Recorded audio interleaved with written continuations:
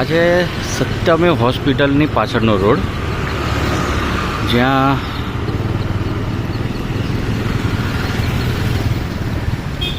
Narayan homes આવેલું છે, એની બાજુમાં છે નાના છોકરાઓ માટેની યુરો કિડ્સ સ્કૂલ.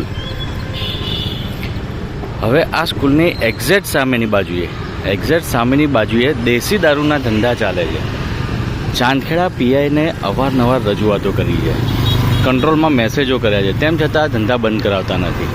ગેરકાયદેસર બાંધકામ છે એ બાબતે એસ્ટેટમાં બધે લખેલું છે, ઓર્ડરમાં જાણ કરેલી છે, તેમ છતાં એક બાંધકામ પણ બંધ કરતા નથી.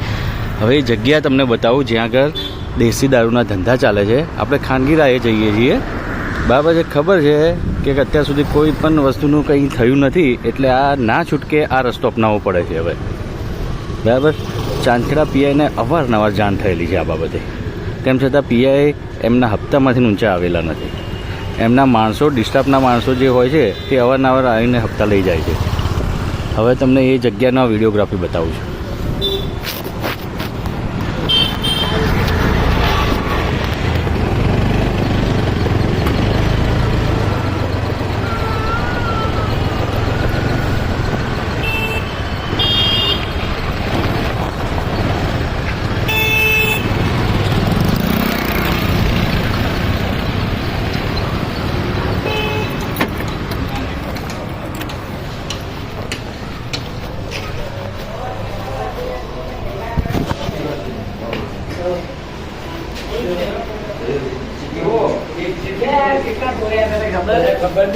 तो कितना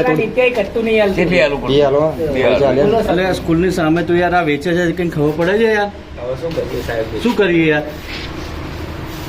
બીજે પણ કંઈક શિફ્ટ કરીને આયા, તું આ રીતે ધંધા કર્યા થોડું ચાલે? ના ના और करिए कर दिए सीख दिए खुणाમાં એટલા તો બંદર લઈ લીધું સર. આ અંદર કહેવાય યાર, પેલી બાજુ લઈ જા ને યાર. લઈએ આજ તમે મને 2 મહિનાનો ટાઈમ આપો, મારા મકાનનું કામ ચાલુ એટલા માટે. કેટલી વાર તમને કહેવાયા છે?